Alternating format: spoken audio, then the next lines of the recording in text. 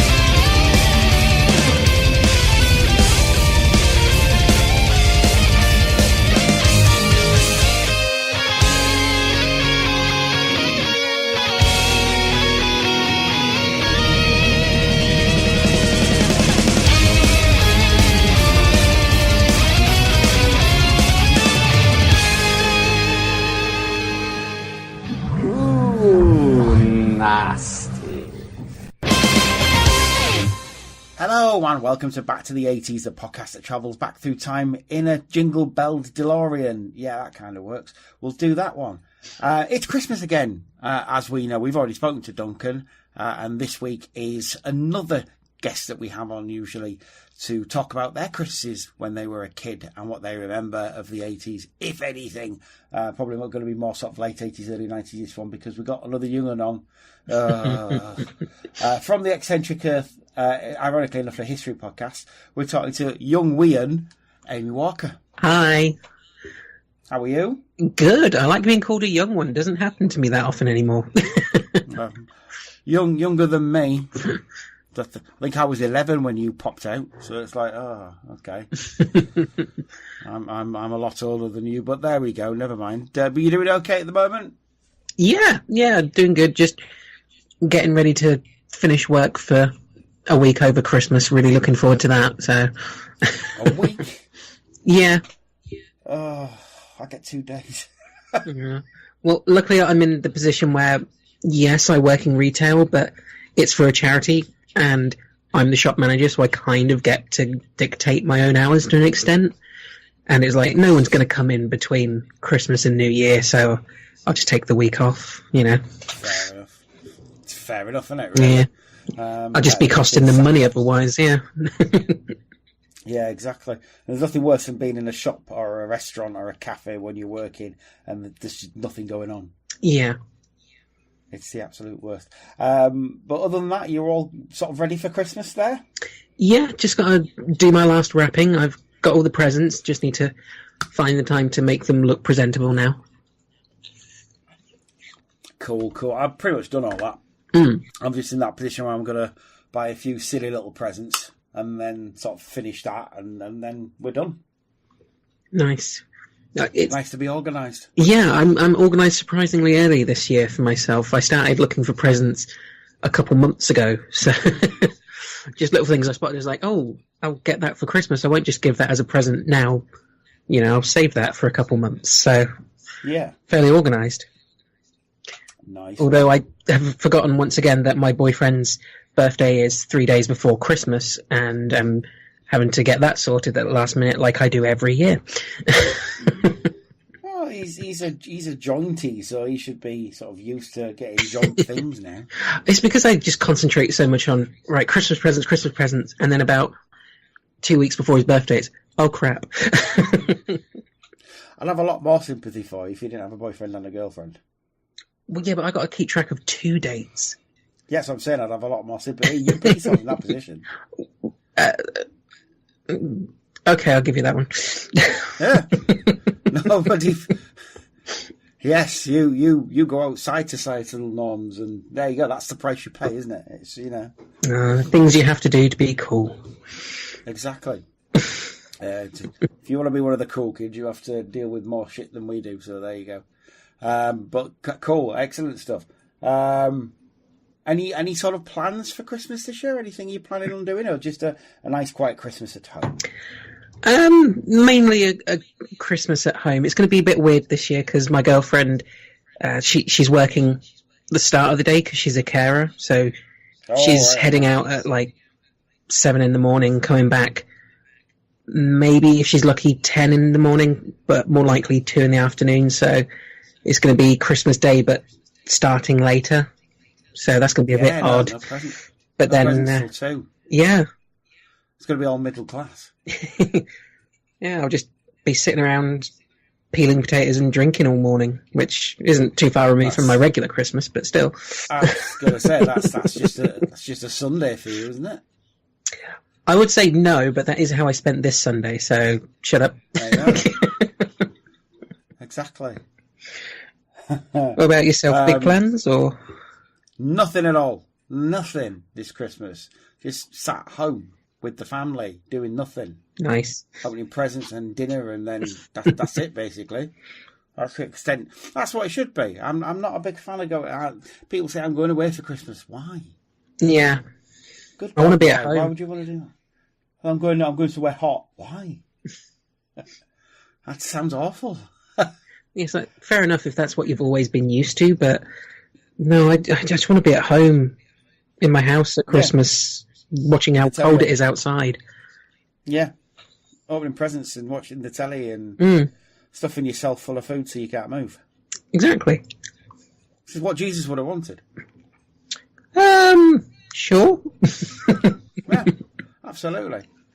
But there you go. Excellent stuff. Yeah, so very quiet Christmas as always. But yeah, it's nice to be organised so I can enjoy it. I'm just going to think. I was just thinking earlier on, in 2 weeks' time, because at the time recording, this is Tuesday the 11th, so in 2 weeks' time, it'll all be over.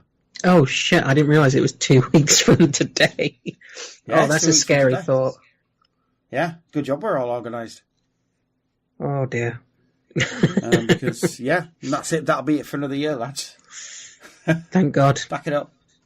Do you mean thank God? Oh, you're not one of them, are you? No, I enjoy it whilst it's happening, but it's like the month leading up to it. It's just I never feel like I've done enough or got enough things for people, and I panic that I should be doing more, and maybe I should get this and get that for people. I stress myself out. Once the day hits, it's fine. But because I guarantee you, people are happy.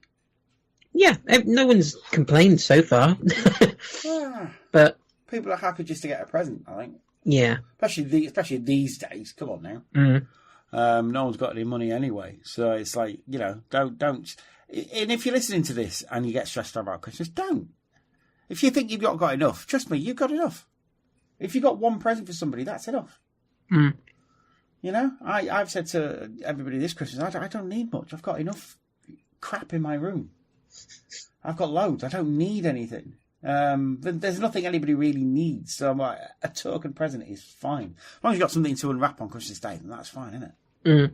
Yeah. That's the way I look at it anyway. I'm not into, I've got to get the biggest present. I've got to get the most expensive thing. And then you get yourself into debt the rest of the year for no reason. Yeah. Chill out, isn't it? It's not only about the presents, it's about everything else, I think. But yeah, that's one thing I don't want to see people getting in debt over Christmas. Those are the worst things. We see it so often. Yeah, but it's not worth it, No. I saw, somebody at work told me that they were queuing up like for 3 hours one Saturday so they could get into the Pandora shop. There was like a line all around the building, and it's like, for what? A fucking bracelet? It doesn't matter. Here's an idea. Do it in September, then you don't have to queue. Here's an idea. Don't pander to them. Don't pander to... This Pandora stuff's rubbish anyway, but £300 for a fucking bracelet. What's the point? Yeah. I'll be frightened to wear it. Well, definitely. I got a Pandora necklace for my birthday last year. I think I've worn it like 6 times because I'm just terrified I'm going to lose it or break it or something. Yeah, there you go. You're better off getting sort of something a bit cheaper from the market, from like an artisan stall, because there's loads of them. They're cheaper and you're supporting somebody local. There you go. There's your public information film for today. There's your PSA for today. We're going to do some adverts, I think, first, and then we're going to be talking about your Christmases when you were a weein' and going through some Christmas telly from when you were born or a kid. Okay? Cool. Sounds good. Excellent. So the ads from the Tyne Tees region, so up north, from the 19th of December 1984, so Amy wasn't even born. I hate you already. First one's Ace, and I remember this one. I didn't realise it was him. It's Barbican. Now, Barbican was no alcohol beer. Mm. And the way they demonstrated this is by having Sean Bean fly a plane just after he drank some Barbican. See, I had to go and look that up because I was like, is it? No, that can't be. Yeah, throughout the whole thing. It kind of throws you because he's speaking a bit posh as well. He's not speaking in... He's not sort of confident enough in his Sheffield accent to say, no, fuck off, I'll talk how I want. But it's definitely him speaking, because you can hear it, and you know it's Sean Bean. Because it's Sean Bean. Out the way, miss. I'm flying to plane. I love Sean Bean. Considering he dies in every role, it's surprising the plane didn't just crash into the ground in this advert. Well, this is pre that happening, isn't it? Because he'd been sharp, but he didn't die when he was sharp, so... I'm surprised they didn't say bastard at the end of it, though. But it's a nice advert, and it's pretty much his first ever appearance on telly, so it's definitely worth a watch. Next one's for an IBM typewriter. Do you remember them? No, you won't. Pre-PC, people used typewriters, like electronic typewriters, and they were a bit rubbish. They didn't really work. And then word processors came, and people didn't need them anymore, because Excel was a thing. Next up is an advert for Smellies, for perfume. Well, it's men's perfumes, it's aftershave. But yeah, it's Christmas, so it's denim. I've actually got denim. I wear denim. I've got this thing where I like all the old, like, High Karate and Mandate. Mm. And Mandate they brought out, but last year my partner went on a website where they remade a lot of these old brands. They sort of, this perfumery, I think they call it a perfumery, I don't know, but they had sort of got the recipes for all these old brands and remade them to order. So she got me a bottle of denim and a bottle of High Karate, and I was very, very happy. That's pretty amazing that they do that. I know, but I like all the other old brands, like the ones they do, which is Brute and Old Spice. I've got this, I'd rather wear that than like CK1. I'm not much of a man. I'll admit this. I'm not especially manly, but I do like a good musky aftershave. And I was obsessed with denim as a kid because it looked cool. You wear this denim shirt and you are going to get a woman with perfectly manicured hands caressing your chest. That sounds awesome. Sign me up for that. So yeah, denim, cool. Next up, just makes me sad each year I see it, but it's Woolworths. And it's specifically blank records and tapes. I love blank records and tapes. I used to love making mixtapes as a kid. I thought it was one of the best things you could ever do. Trying to record it off the radio. Yeah, absolutely. Trying to record the top 40 with Mark Goodiebags or Bruno Brooks. Yeah, it was awesome stuff. And Woolies always used to sell really, really cheap, like Maxell tapes, pack of 5 Maxell C60s or C40, that kind of thing. Awesome. C90s were the best. She got 45 minutes each side. That was usually the standard length of a normal album. Kind of. But anyway. Next up, one for an actual PC, but this time Ericsson, who then teamed up with Sony and then went. I don't think they exist anymore as I think Sony Ericsson. But there you go. They make phones now, probably, don't they? Think so. I seem to remember them making mobile phones. Like, sort of, you had Nokia and Motorola and Sony Ericsson. And then basically Samsung and Apple came around, and that was the end of those two. But there you go. Oh yeah, next one, Asda festive drinks, big bottle of martini, £2.28, if only. I know this is 1984, but Jesus, booze was cheap. I was a little surprised to see Aldi was around back then. Because it's Asda. Oh, Asda. I thought you said Aldi. No, it's not Aldi. It's Asda. I think Aldi were around back in Germany, though. I think Aldi and Lidl have been around for a long time, but on the continent. But this is Asda, and this is pre-Walmart Asda. So this would have been when they were owned by Asdale stores. It's been a few days since I've seen it. I couldn't remember. Yeah, no. But like I said, cheap alcohol. The prices on it are ridiculous. Next one, because it's Christmas, Spanish oranges. Have an orange. Enjoy. Next up, Harp Lager. And yes, I know it's sexist, don't write in. But Harp Lager was predicated on the fact that these adverts are going to be horrifically sexist and horrible because that's what we want you to be. So they do call women birds, like James Bonham did 10 years before in Whatever Happened to the Likely Lads. So Harp, stay sharp to the bottom of the glass and also be misogynistic. Lads. And then finally, Bob Todd, as Father Christmas, so Bob Todd off the Benny Hill show, selling Yardley stuff, Yardley perfumes and musks and stuff. And Yardley and Lonthoric were big names in the 80s, and I don't think either of those exist anymore as things. I just remember Avon being a big thing as well. Mm. The Avon lady, and so still is a big thing apparently.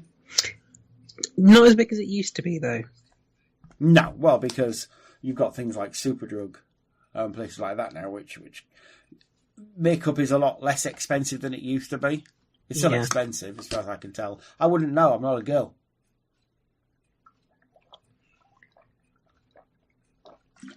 Sorry, I was hydrating. But I don't know how expensive makeup is, but I get the feeling it was more expensive back in the day.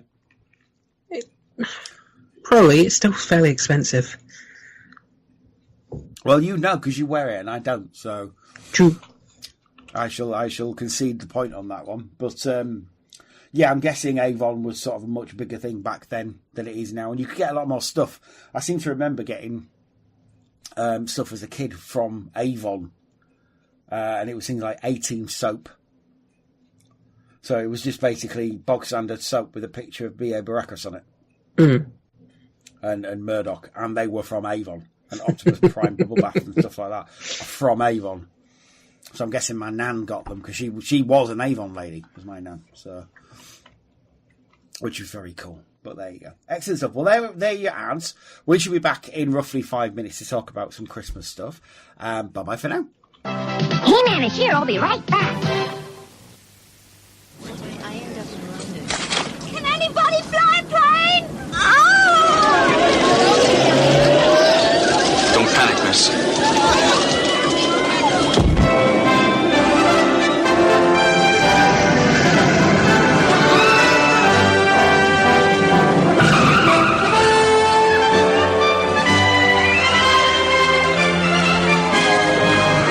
Good job I was drinking Barbican.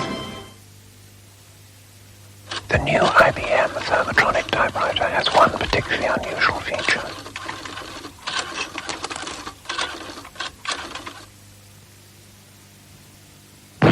Santa's coming with denim for the man who doesn't have to try too hard.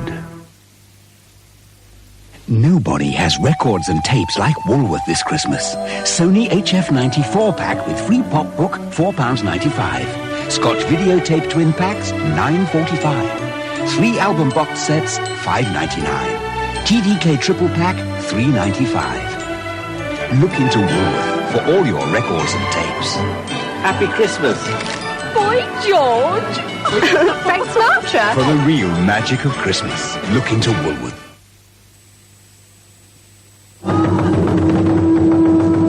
Every challenge is made easier with a helping hand.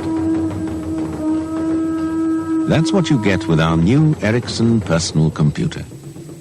You'll have Teach Yourself software, our Dial an Expert service. The big difference with the Ericsson personal computer is Ericsson, because we'll hold your hand. Call now, and we'll show you how.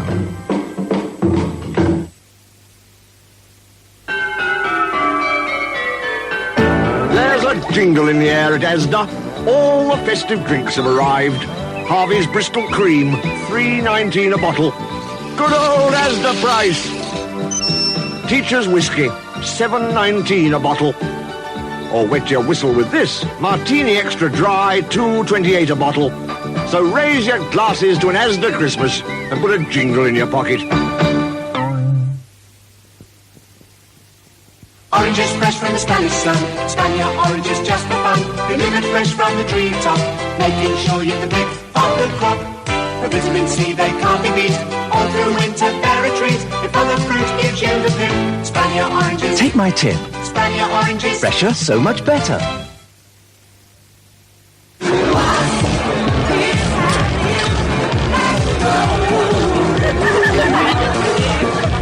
We are talking 4 calling birds, 3 best mates, 2 good to miss, and fast forward to a party with the page trees. Hap, we are talking sharp.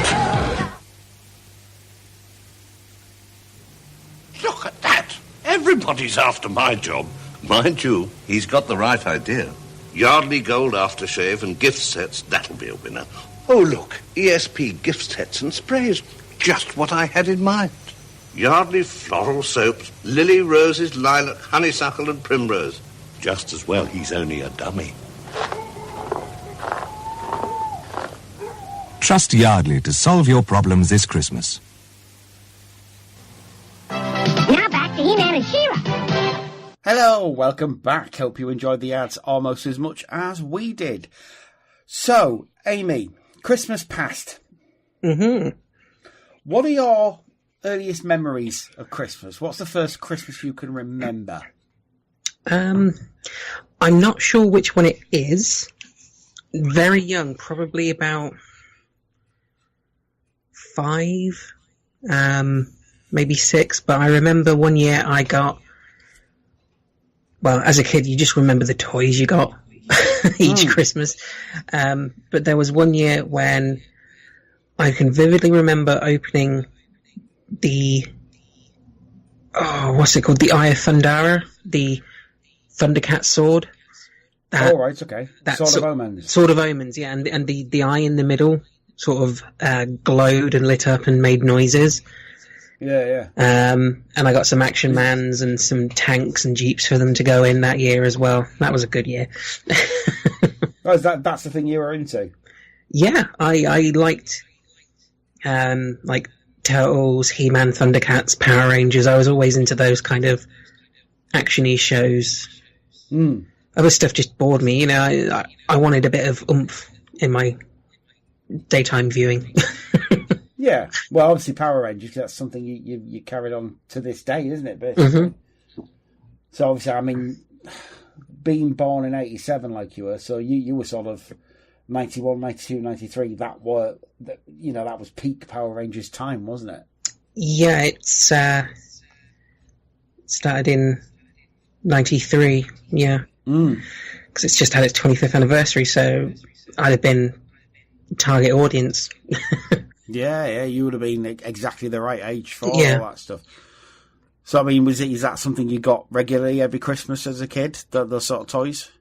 Yeah, I pretty much, it was a few years after that one that I got the Megazord for Power Rangers, and I remember one Christmas unwrapping the Power Rangers movie on VHS, and I think that had to immediately go into the video player. Oh, not the bin then? No. I don't think I've ever seen it, I'll be honest. But then Power Rangers. The best. Well, no, it's the Power Rangers movie, Amy. Come on now. I think I'll take that as read, you know. Is that the one with Paul Freeman in it? Who's the bad guy? I'm going to have to check that now. I'm thinking it was. He was the guy who played Belloc in Raiders of the Lost Ark. And he was the Reverend in Hot Fuzz as well. I'm sure he was in one of the Power Rangers movies.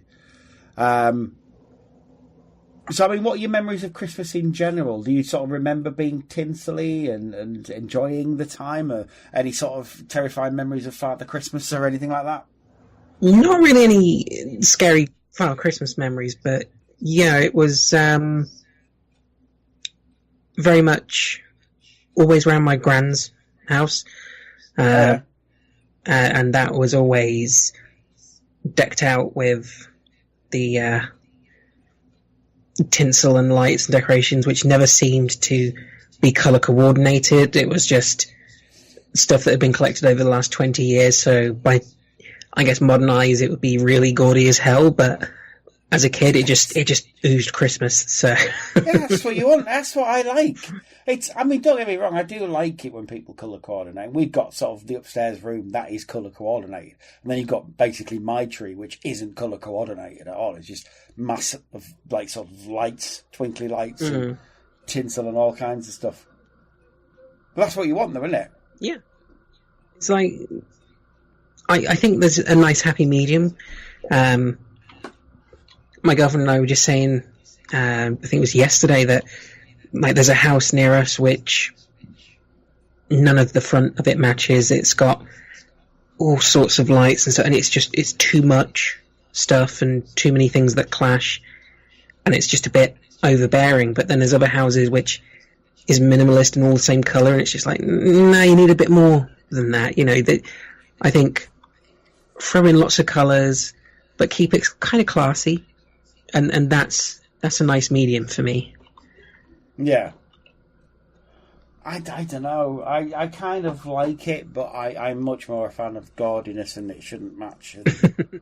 Because like you, we sort of went round our grands over Christmas, and it was everything was all over the place, and there was stuff from the 70s, sort of like horrific, flammable tinsel, you know? Yeah, some of that stuff was awfully dangerous. Oh, it was awesome. But that's just what it was like. We were talking, I think we talked on this podcast before about the Christmas lights that you used to get, the fairy lights, which were basically just bulbs. They weren't LEDs or anything safe. They were just bulbs with plastic collars around them to make them look like flowers. Yeah, the bare bulbs with... those covers would come off, and if you trod on one of them, it was horrible. Yeah, it was worse than Lego, because it basically just shatters glass. Yeah. But they would melt the tree if you left them on all night. In fact, you used to get public information films saying, "Don't do that, for Christ's sake." But then, you know, I remember as a kid, we used to put the meat in for Christmas overnight. You put it in and you just go to bed. You put it in like a low light and slow roast it overnight. I was like, what are you doing? Well, you got the oven on while you're sleeping. I can't. It's not a good idea, surely. Yeah. I can see the logic of it. Like, the most fireproof thing in the house should be the thing designed to contain fire. But at the same time, yeah, if that spreads and you're not there to see it, you're screwed. Yeah. It's not fireproof, though, is it? No. Especially this is the 70s and 80s we're talking about. It's definitely not fireproof. Everything was fire not proof back then. But yeah, it was amazing. What kind of Christmas telly did you used to watch as a kid? What kind of things did you sort of see on telly and think, yeah, now it's Christmas? Or stuff that you'd sort of make yourself want to watch? Home Alone. Oh, obviously. I remember seeing that quite a lot. I'm not sure if it was because it was on the telly or we had the tape, but that was on every year. Muppet Christmas Carol. I've loved that ever since I was a kid because that's what I had every year. But actual like TV programs, I remember stuff like Morecambe and Wise, The Two Ronnies, and Only Fools and Horses used to be on almost every year, constantly. It's like the BBC would just bring out all their old shows and the classic episodes and their specials and put them on all day. And it just seemed to be more fun on Christmas telly back then than there is now. But those definitely stand out. Yeah, there doesn't seem to be... I don't want to be one of these old grumpy gets who goes around saying, Christmas isn't like it was. Because it never was like it was. You know, it's in your head, essentially. But this year, there seems to be not a lot of cheer on telly at this Christmas. Yeah. There seems to be less effort this Christmas. I don't know whether that's because they haven't got any money, or they just don't want to compete with Netflix because they know they can't. Or what it is. But this year, there just seems to be not as many Christmas specials. ITV apparently got one sitcom Christmas special all year. That seems a bit off. Even for ITV, who generally don't make an effort at Christmas. But then there's not that many sort of like BBC or ITV made sitcoms and comedy shows in the way that there were back in the day, I don't think. No, I think you're right on that one. It's like, if I had to name sitcoms that were on now, I could probably pick 2 or 3 out, and even then, it's like you'd probably tell me, be like, actually, that ended like 3 years ago, Amy, because I wouldn't have a clue. No, I think you're right. I think it's for whatever reason, it's a bit of a fallow period for things like entertainment shows. There's a lot of reality stuff, Yeah. all Strictly and stuff like Yeah, that. it's cookery, dancing, or like Only Way is Essex style mockumentary. I don't know what they class as, like faux reality TV shows. Apparently, it's called scripted reality. Scripted reality, okay. Yeah. Which effectively, what they do, they tell you a start point and an end point, and then say, "Go. This is where you're getting to." So it's kind of like so it's improv. Just, it's improv and ad lib and making it up as you go along. Yeah, for redundantly bland people. Yeah. Oh, but so many people love that. That's up to them. I do not. No. But I mean, the other thing I was reading today was an interesting article about is it time we got rid of things like Morecambe and Wise and the two Ronnies? Have they had their time? And I'm thinking, I don't think they do, because they're really popular. I mean, the two Ronnies Christmas specials and stuff are very, very popular on things like Netflix. Mm.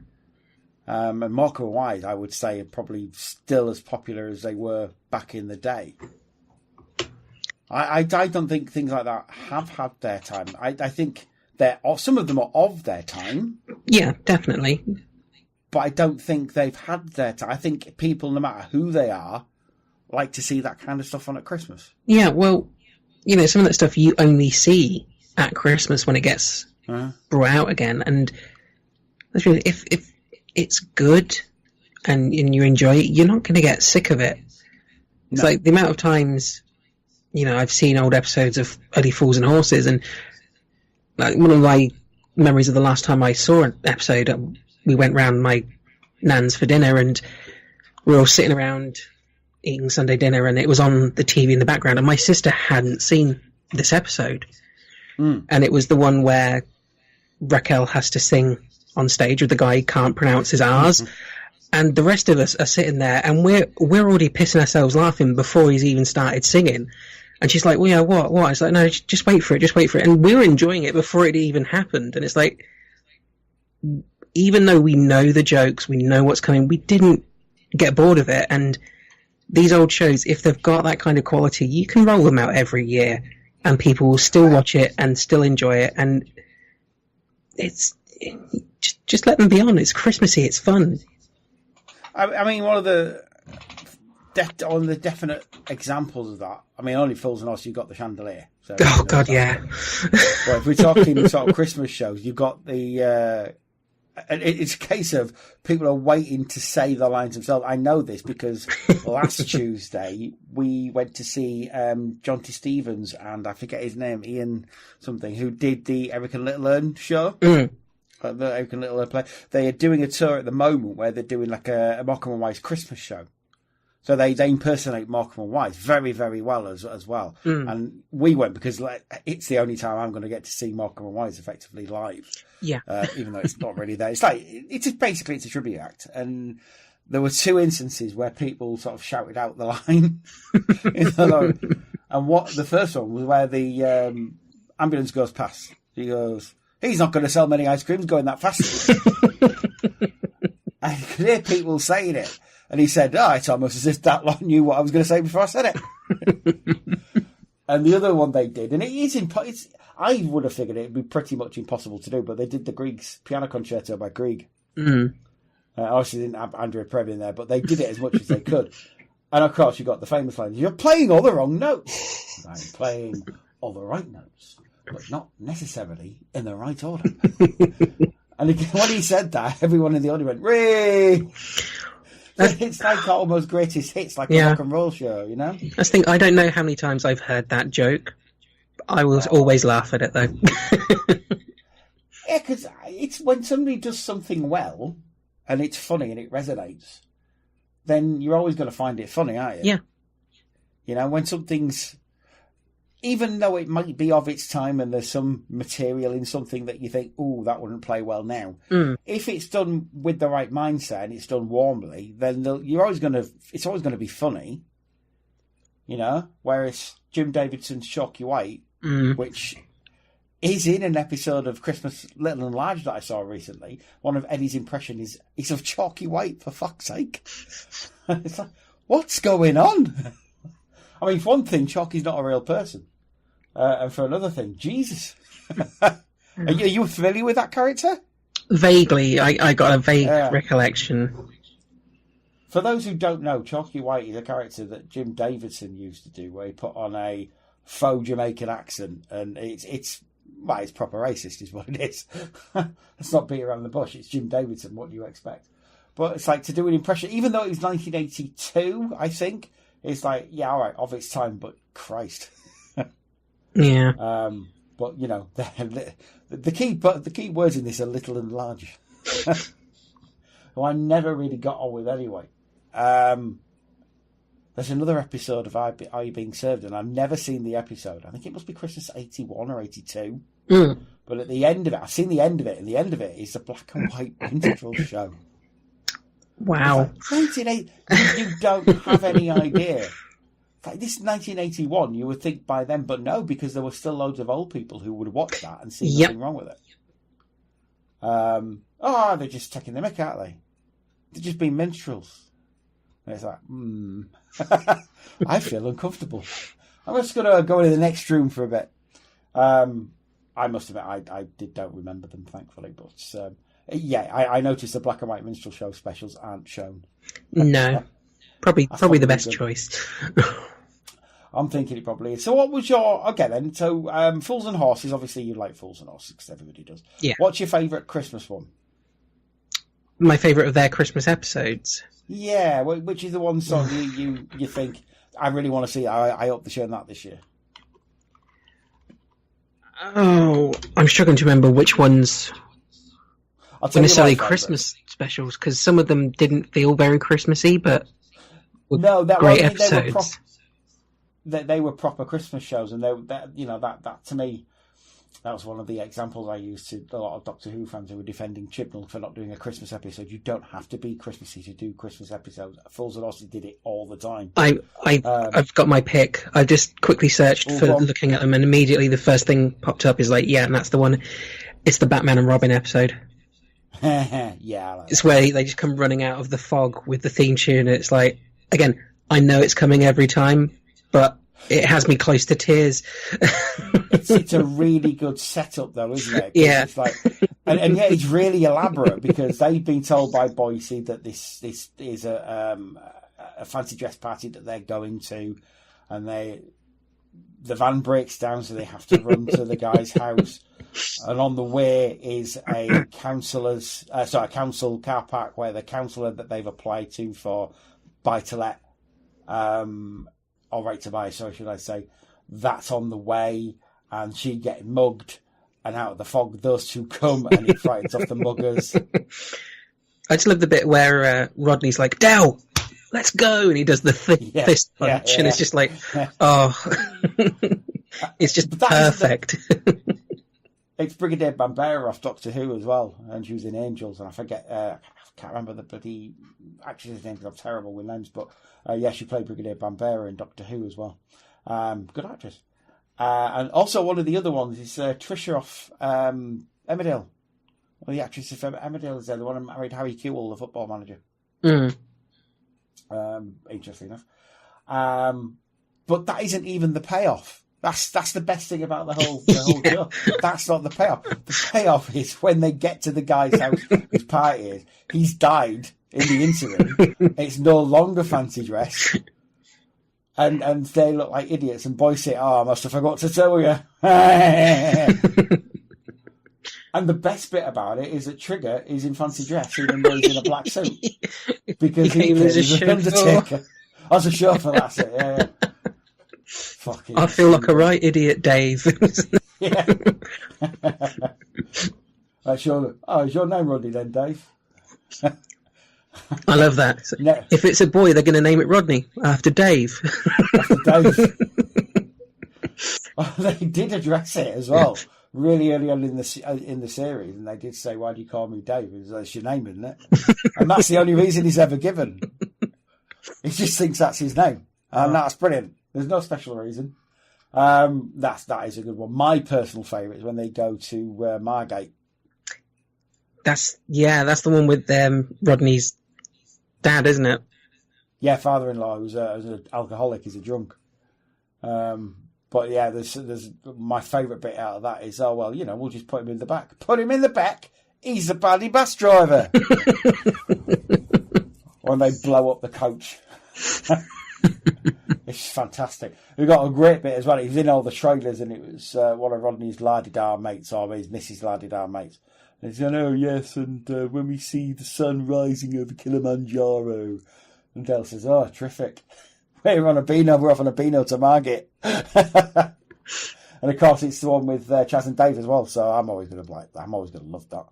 The other favourite of mine was actually Hulham to Hulham Back with the diamonds. Yeah, that was on. I think I saw that the other day. The start of that on Gold or one of those kind of channels.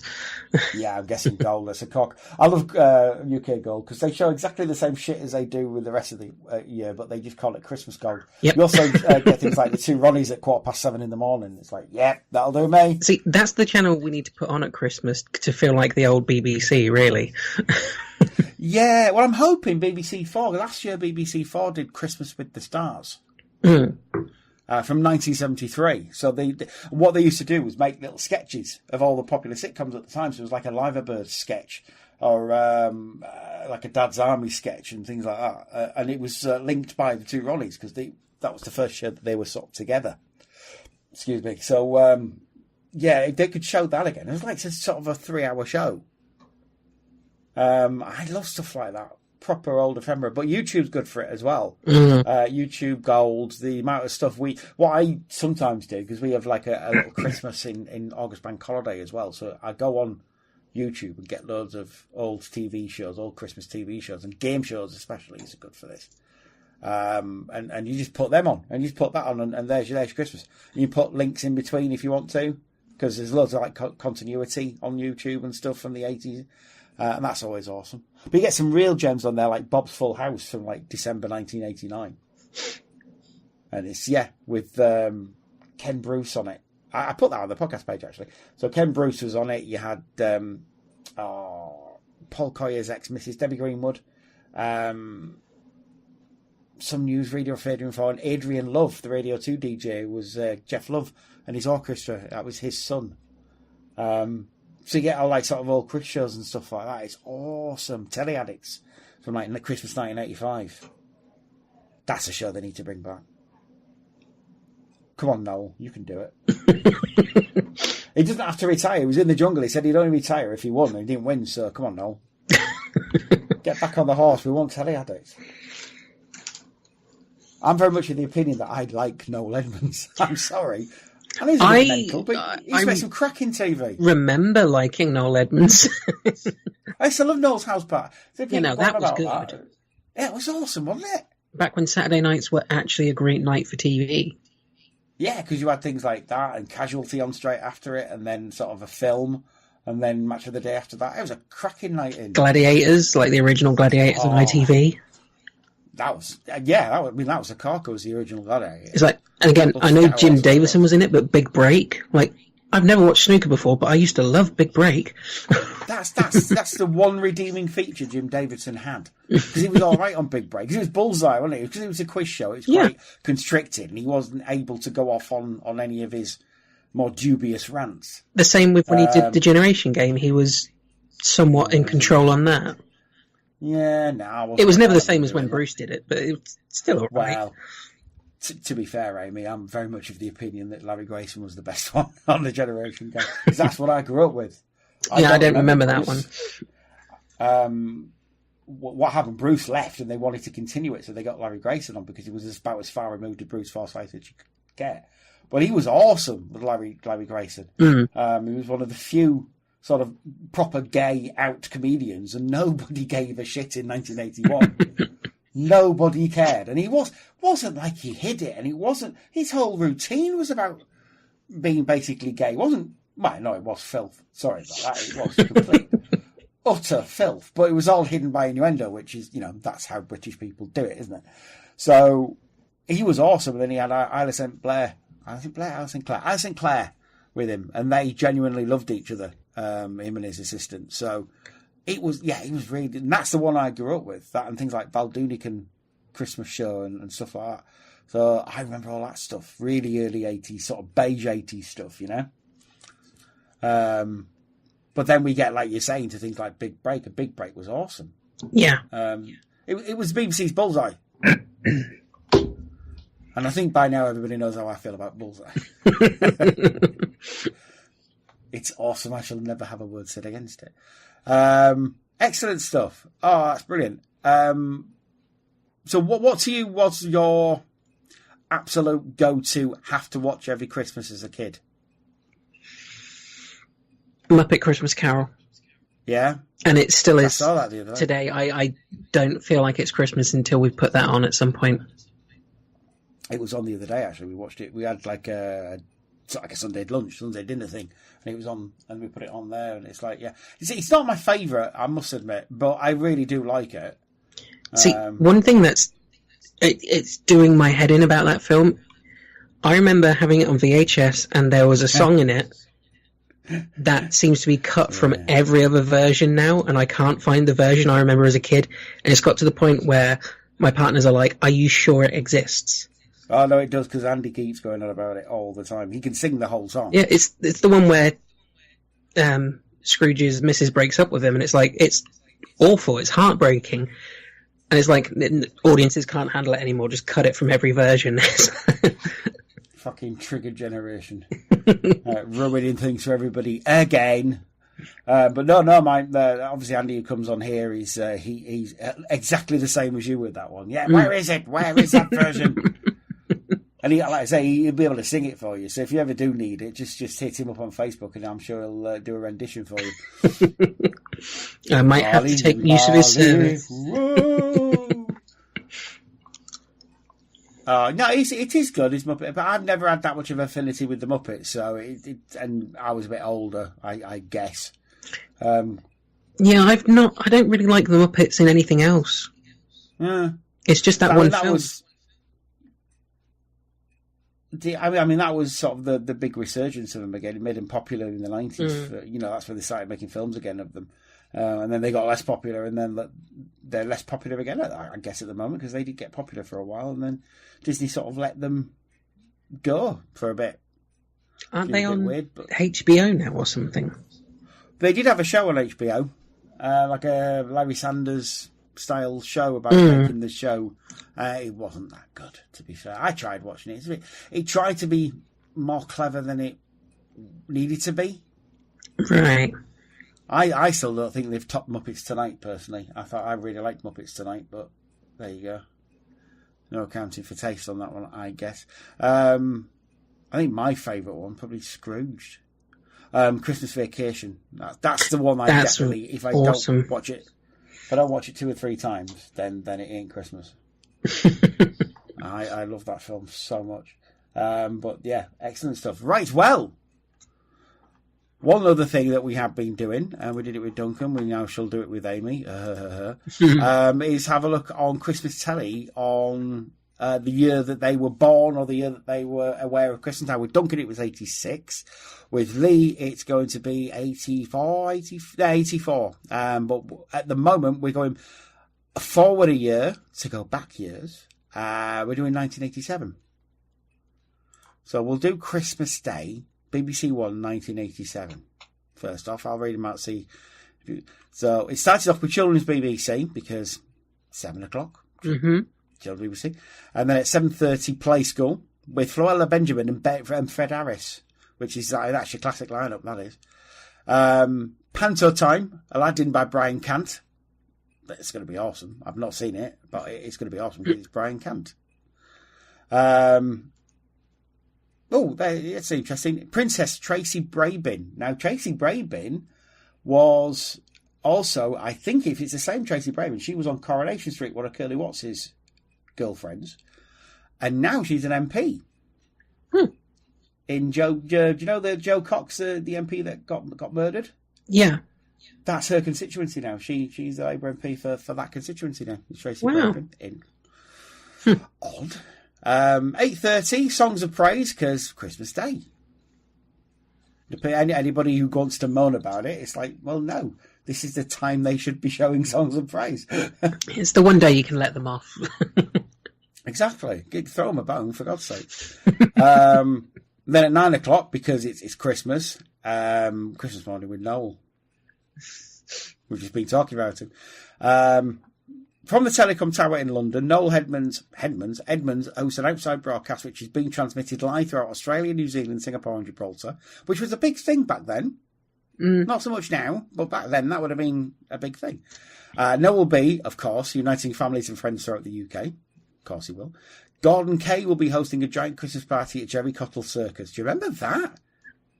Don't think so. Jerry Cottle Circus? No. Beadle used to do it. He used to be a ringmaster, did Beadle. And they used to show, I remember they used to show in the early 80s circuses, like Boxing Day. I hate circuses. I can't be doing with them at all. But I always remember circuses being on Boxing Day. Or the Circus Championships. It's like, oh, who is this for? This is so dull. Then at 10:30, Christmas readings with Sir Laurence Olivier, of course. Then, of course, you've got your Christmas morning service because it's Christmas. Then they would rejoin Christmas morning with Noel until 12:30 when you'd have your classic comedy, because that's what they used to do. They used to show old comedies for about an hour and a half, basically while Mum's cooking the Christmas dinner. So in this year, you had Porridge. Nice. And then 13:10, so 1:10, Julie Andrews, The Sound of Christmas. Now, that wasn't a BBC programme in any way, shape or form. It was an NBC special. I know this because I've seen it. But she, the reason you can tell it's not BBC is because the guests she's got are John Denver and Placido Domingo. Yeah. And he would have come cheap in 1987. I also had the King Singers because, yes, the King Singers. If you don't know, King's College, Cambridge.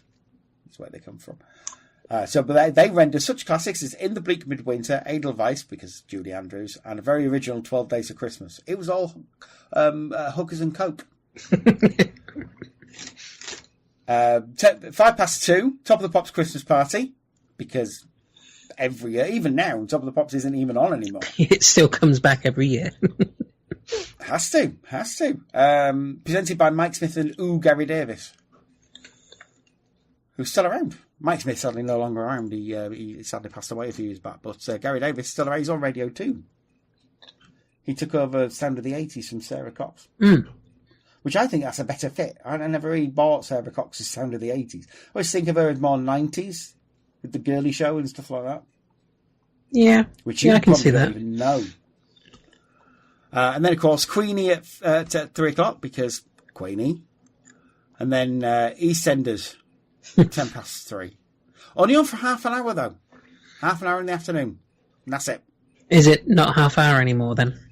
Do they now, take over these more? Days, yeah, slightly. Are you being sarky? No, honestly, I don't know.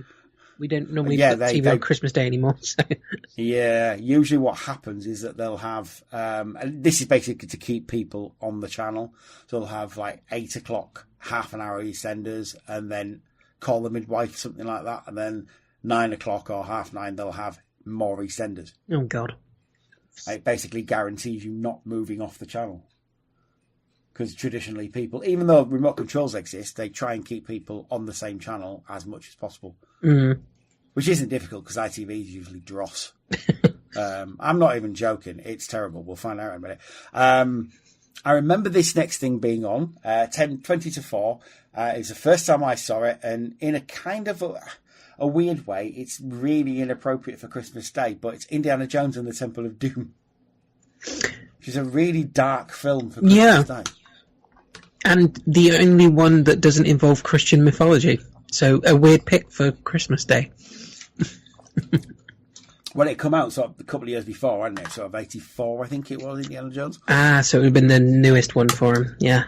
Yeah. So that was a massive sort of get, and I imagine a lot of people watched it. Oh yeah. And yeah, it's the one with the person on it that I can't stand, and Kate Capshaw. I think she's terrible, Willie Scott. It's just the worst character. The only reason she got on that film was because she was married to Spielberg. That's the only... Because she's not been in anything since. But people have got a short round. That's the other thing people have a go at. It's like, why? No, she was worse. She was worse.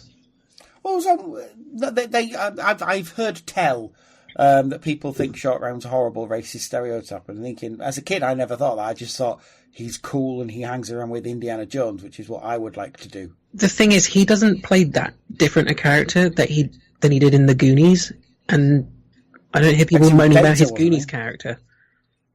Well, he was Data, wasn't he, in the Goonies, that kid? He's played a Chinese kid. Yeah. So he's Chinese, so what's wrong with that? I don't see what's wrong with it. If it was a white kid yellowed up and doing that accent, yeah, fair enough, but he's actually Chinese, so I think it's all right, lads. I think it's okay. I would have been more pissed off that he was a kid.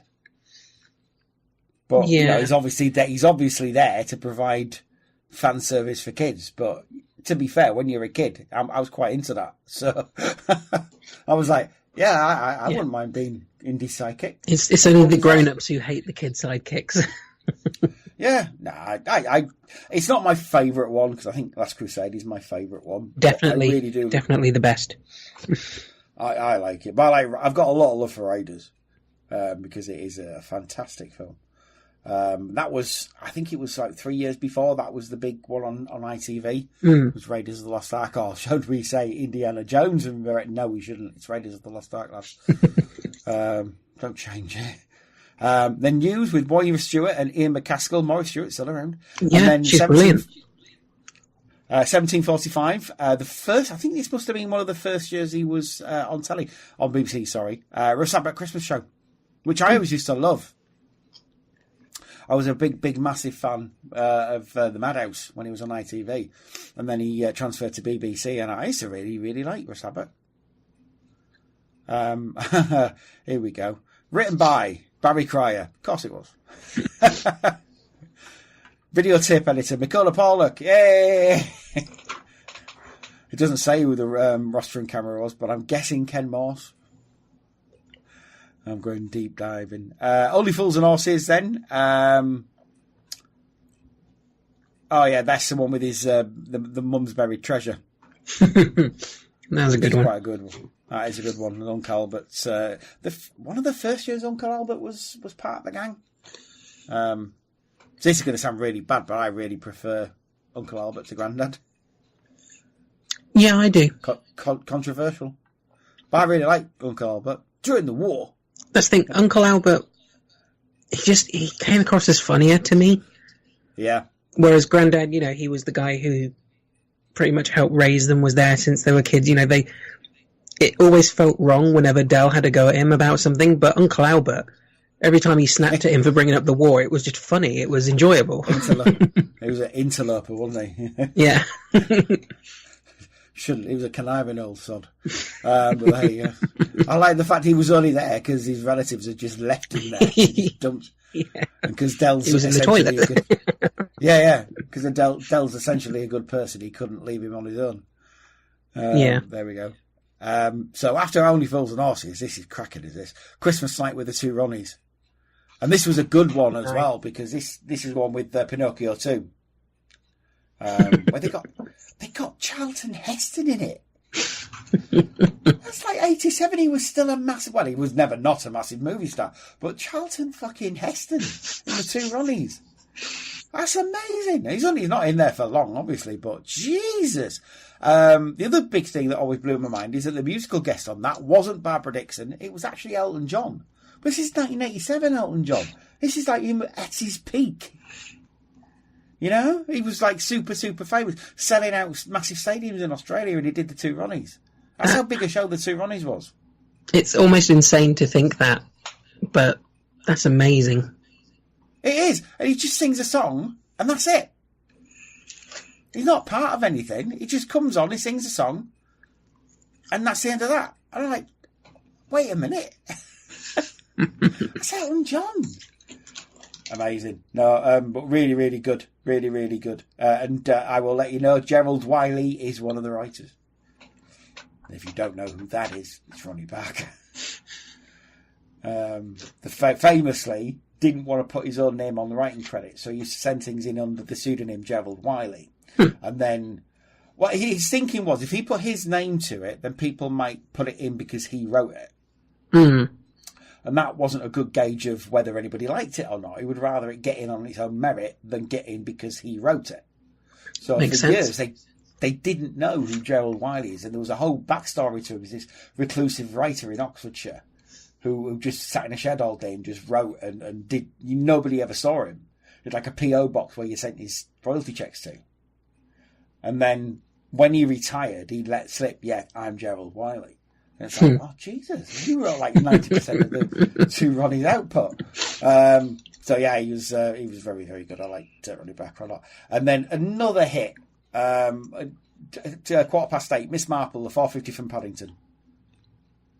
Really good. Really, really good. And this was Joan Hickson as Marple as well, she was really good with Joan Hickson. I'm quite a big Christie fan. I like her. I prefer Poirot, but I really do like Miss Marple. It's a good one, is that one? If you've not seen it, you should definitely try and catch it. No, I don't think I've seen that one. I'll have to look it up.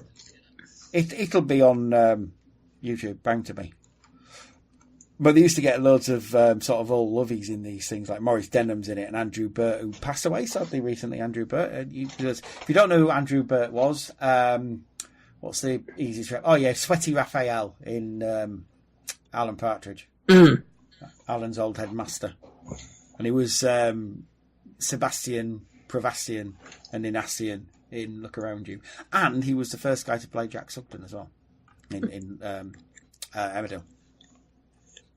There we go. And then 10:05, one of my granddad's favourite poems, and one of my favourite poems, actually, In Sickness and in Health. So it's Alf Garnett. That's the one where he has to spend Christmas in hospital. This was, admittedly, this was past the relevance of the programme as what it was. It wasn't as important as it had been in the 60s. Yeah. Because in the 60s, it was one massive, basically political debate. And by this point, it was just another sitcom. But Alf Garnett was still sort of relevant. He mellowed a bit of the character by this point, because I think he'd had things happen to him. Obviously, his wife had died by that point. Dandy Nichols had died. So she wasn't in it anymore, obviously, due to her being dead. So Alf it was about him trying to cope with the modern world more than anything now, with his outdated views. And you were never supposed to be on his side, but you were supposed to feel slightly sorry for him.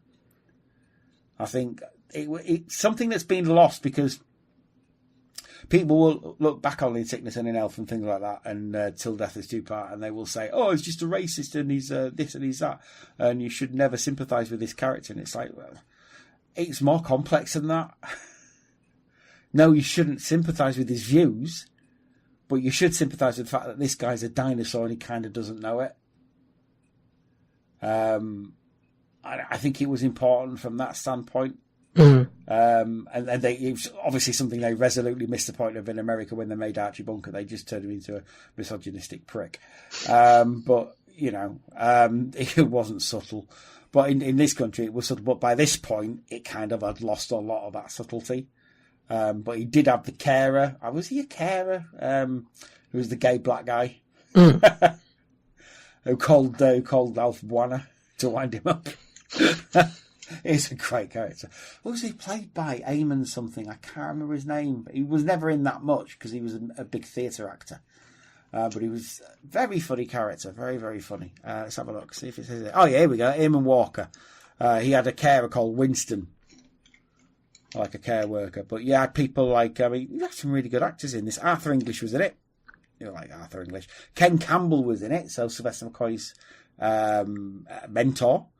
Maggie Jones was in it, and Norman Rossington was in it. He was always good value. But Sickness and Health, then News, and then the big film. And I remember this being the big film and thinking, what the fuck was it about? Terms of Endearment. Never seen it, but I do know it was written by James L. Brooks and directed by James L. Brooks, who would come even more rich and famous later on, because he's the guy who invented The Simpsons, basically. him and Matt Groening.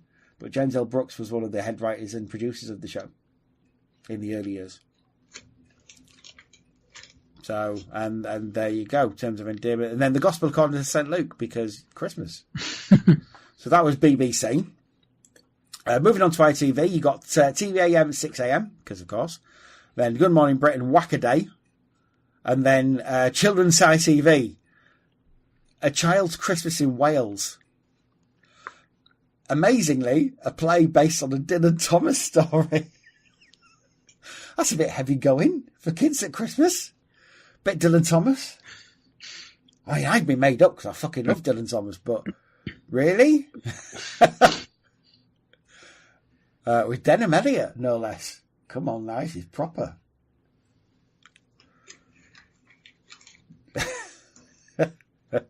Can't get over it. And then, right, okay. So we explained this before and I explained it again. ITV don't give a shit about Christmas, right?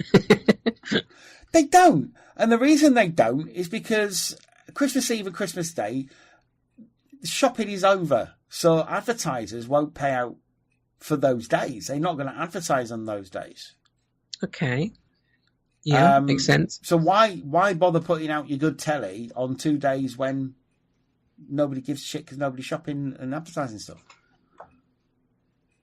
It's just not going to happen. So this is Christmas Eve, and you've already got this, and then at 10:30am, Santa Barbara, which was a spin-off soap of, I think it was Dynasty. It could be. I don't know. Something like that.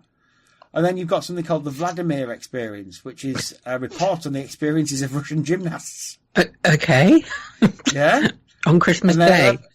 No, Christmas Eve. It's even worse, I think. Tidings of Comfort at 11am, which is the work of the Royal National Mission to Deep Sea Fishermen. Okay. And then shitty Disney films, which I'm not even going to talk about. Sporting Triangles at 7pm. Only When I Laugh, which is a repeat. Strike It Lucky, which was a big thing, but still. And then at 8:30pm, A Masterpiece of Murder, starring Bob Hope and Don Amici. And that's basically it on Christmas Eve. Christmas Day, it's not much better. So you got TVAM, Disney at Christmas, Pluto's Christmas Tree, which admittedly is a classic. Fat Tulip's Fat Christmas, which is amazing. Have you ever seen Fat Tulip programme? No. It's Tony Robinson telling a story to camera. Oh, okay. Walking around a house in a garden about this character called Fat Tulip. It's amazing. It's one of these things where if you've never seen it, you should see it because it is really good. And it's like one of the things that you look at Tony Robinson and think, yeah, that guy's really good actually. But there you go. Christmas Family Worship at 10am. And Disney at Christmas again. Mickey's Christmas Carol. Disney at Christmas. Dumbo, which had been premiere a few years before. And then at 12:40pm, the James Bond film, The Spy Who Loved Me. It's just, at the moment, it's just all films. That's what ITV do. 3pm, The Queen, because you got her. It's the law. And then Alice in Wonderland, the 1950 film. The News. Bedknobs and Broomsticks. Oh, classic. But it's all Disney. But what they're saying is, yeah, all right, it's all filmed, but it's all Disney films, so it's Christmassy. And admittedly, Bedknobs and Broomsticks, I think, pisses all over Mary Poppins, but that's just my opinion. No, I'd agree with that one. I like Mary Poppins, sure, but I prefer Angela Lansbury. Mm-hmm. There you go. And then Christmas Blind Date. Never liked a blind date. Coronation Street at 7:30pm because it was a Wednesday. Yeah, I think it was a Wednesday. And then 8 o'clock. Now we're talking. It'll Be All Right on Christmas night. Gotta love a few cock-ups. Who were. That was a good show. Still is a good show. They just need to decide who's doing it now. Because last I saw it was Walliams, I think, is doing it now. That's Okay. a fit, to be fair. I didn't know it was they still need to- going, but yeah, that works. Yeah, they when Dennis Norton retired, they did it with Griffiths Jones for a few years, and then Walliams apparently is taking it over. They need to do something this year because obviously Dennis Norton passed away this year, so they need to do something about that. I think. So 9 o'clock is Spectre Morse, which wouldn't have been very Christmassy, I would imagine. I don't seem to recall a Christmas one. And then Airplane 2, the sequel, at 12:15am. weird. And then the Roxy, which was ITV's answer to Top of the Pops, America's Top 10 with Casey Kasem, and then Phil Collins, a concert at 2:50 a.m, and then Job Finder. Not especially a great Christmas lineup by ITV. Not memorable by any stretch of the imagination. No, BBC was definitely the better of the two there. I would go as far, Amy, to say BBC won it on the year of your birth. I think they won it.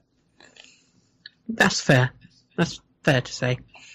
But to be fair, it's very rare that ITV will put anything out that would win. That is also true. Very, very depressingly. And this Christmas, apparently, no different. They just don't. And it is purely and simply because they don't make any money at that time of year. So I remember when I was a kid, it was all holiday adverts on Christmas Day. So, like, get your brochures. And, of course, now brochures aren't a thing. Who gets brochures? Old people actually get brochures. But, yeah, it was that, or the sale's on, or the sale will be on. Go to the sale. But there you go. Amy. Yes? I didn't get you here just thank you. I didn't get you here just to see. You know when you can feel it. It's coming. It's coming. It's coming. It's here. Not just Christmas. I mean, it sneeze. Thank you for coming on the show, as always. Oh, it's a pleasure every time. We will get you on again in the new year if you're up for it. Definitely. Excellent stuff. We'll get you on talking about something other than Christmas, obviously, in the new year. Although I'm sure we'll talk about hauls and what we all got at Christmas, because that's what we do. But is there anything you'd like to plug, promote? Where can we find you on the internet? Yeah, I'm all over the internet. I've got both a Twitter and an Instagram, which is at amazing_Amy_W for both of them. Mostly just general, everyday kind of bits and pieces on them. But if you want to see some more focused stuff from me, I suggest going and checking out my podcast, Eccentric Earth, which you mentioned at the beginning. That has a Twitter, an Instagram, a Facebook. It's a show where I get a guest on every week to go through a story from history, but the guests have no idea what it's going to be. And we've done stuff ranging from war heroes to serial killers to inspirational people to weird paranormal mysteries. So there's a bit of everything in there. So go check that out. Are you doing a Christmas one this year? I don't know. I've got the next 2 episodes from the time recorded, and the one after that will come out Christmas Eve, and I don't know whether to do a Christmas episode or just a regular episode, and I'm kind of a bit in two minds. You know, there's a couple of cool Christmas things I could do, but I'm not sure, so there might be one. Cool. Well, I shall look forward to it regardless, because it's very good. Thank you. And everybody should go and listen to it. It's very interesting. And I do another podcast as well with yourself. You do, and we will get that sorted out probably in the new year now, I'm guessing. Yeah, scheduling's a bit troublesome, but it's a good show. It's Justice for All, a DC Comics appreciation podcast where we just gush over the comics that we love, and if you love DC, you should go and listen to it because it's good fun. You should, and we'll be doing Identity Crisis next, which will be fun. In theory. in theory. It's a great book. Fun is not an adjective I'd use for it, but it's a great book. Exactly. And I'm the only one to blame for this pick, so... Yes, it's all Amy's fault. I completely blame her on this. But there you go. If you want to find me, as always, it's Glenn Jakeman on Facebook and at Cymru Nerd Cave on Twitter. If you want to find Back to the 80s, it's facebook.com/BTTEpod and at BTTEpod on Twitter as well. Excellent stuff. We will leave you this week with the Christmas Wrapping by the Waitresses from 1982, which is another of my favourite Christmas songs. And the BBC One closed down from the 27th of December 1988, so it would have been all over by that point. But they were still being Christmassy. It wasn't quite as bad as the early 80s, where the Christmas ident popped up at 1 o'clock on Christmas Eve and was gone by Boxing Day. That's amazing. Can't imagine that now. 1st of December, all idents Christmassy. 1st of January, that'll do, lads. But not in 1981. Gone by Boxing Day. But there we go. Everybody, bye-bye for now. We shall see you next time with another podcaster talking about Christmas. Until then, Amy, please do say bye-bye to all our lovely podcast listeners. Bye-bye, everybody. Have a good Christmas. Bye-bye, everybody, for now. See you next time.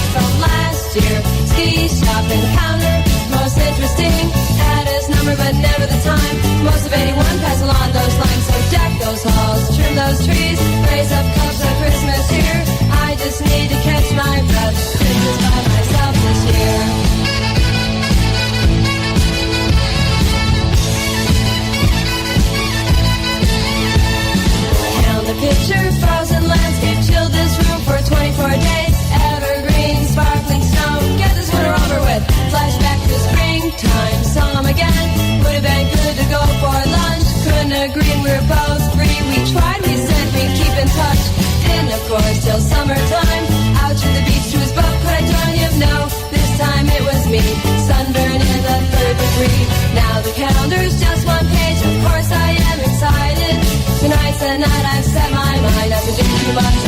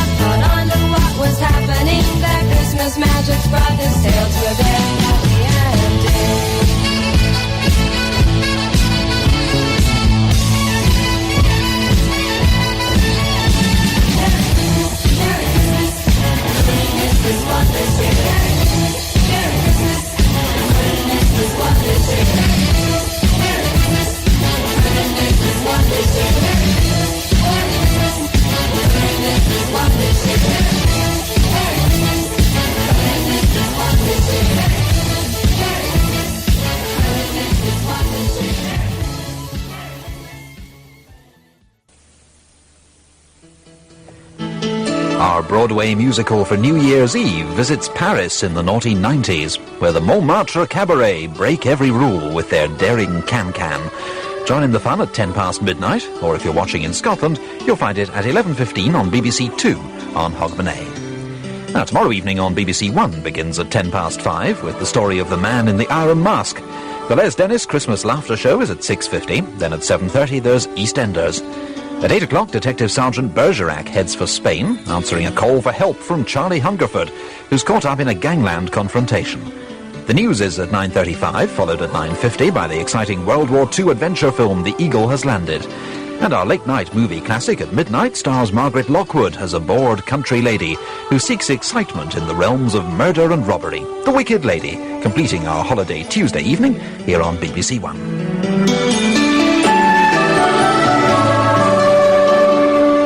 And now the weather. Apart from a few blustery showers over northern and western Scotland, Scotland and Northern Ireland will become mostly dry and clear tonight as a band of thick cloud and heavy rain moves southeast to reach all southern counties of England by the end of the night.